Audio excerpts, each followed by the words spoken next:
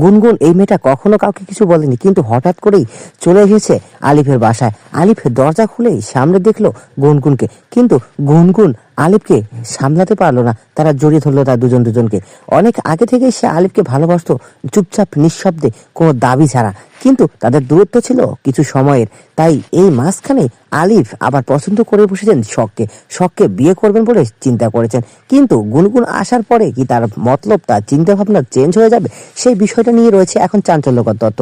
সে কি সত্যি সবকিছু বুঝতে পারেনি, নাকি বুঝে না বুঝার ভান করেই গুনগুনকে জড়িয়ে ধরেছে? কারণ তার মনে যে কোথাও গুনগুনের জন্য একটা আলাদা জায়গা ছিল, সেটা সে নিজেও কখনো স্বীকার করেনি। কিন্তু সব সময় সবকিছু বদলে দেয়, দূরত্ব তৈরি হয়, আর সেই দূরত্বের মাঝখানে এসে দাঁড়ায় শখ কি তাহলে পারবে তার প্রথম ভালোবাসার মানুষকে জয়ী করে নিতে?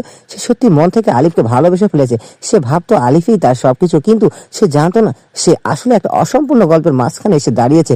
গুনগুন দূরে সরে যায়, কিন্তু তার বিশ্বাস কখনো ভাঙে না। সে মনে করে কিছু সম্পর্ক পৃথিবী নয়, আত্মার সম্পর্ক, আর আত্মার টান কখনো হারিয়ে যায় না। তাই তো গুনগুন চলে এসেছে আলিফের কাছে। প্রতিদিন রাতে গুনগুন আকাশের দিকে তাকিয়ে শুধু একটা কথা বলে, যদি আমার হয়ে থাকে সে একদিন ফিরবে।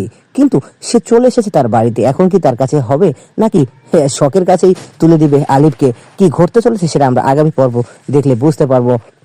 তো আজকের বিষয়টা ছিল শখ এবং গুনগুনকে নিয়ে। আলিফ কে পাবে আলিফকে? আপনারা যদি জেনে থাকেন তাহলে অবশ্যই কমেন্টে আপনার আইডিয়াটা লিখে যেতে পারেন। প্রিয় ভিউয়ার্স, আপনারা জানেন ড্রামাটিক্স আপডেট চ্যানেলটি আপনাদের জন্য শুধুমাত্র বিভিন্ন ধরনের আপডেট ভিডিওগুলো দেওয়ার চেষ্টা করে, এবং এই আপডেট ভিডিওগুলির মধ্যেই রয়েছে আমাদের আজকের পর্ব ছিল গুনগুন এবং শখ এবং আলিফকে নিয়ে। সব প্রশ্নের উত্তর মিলবে পরবর্তী পর্বে, তাই সম্পূর্ণ দেখার জন্য অবশ্যই আপনাকে আগামী পর্ব পর্যন্ত অপেক্ষা করে থাকতে হবে।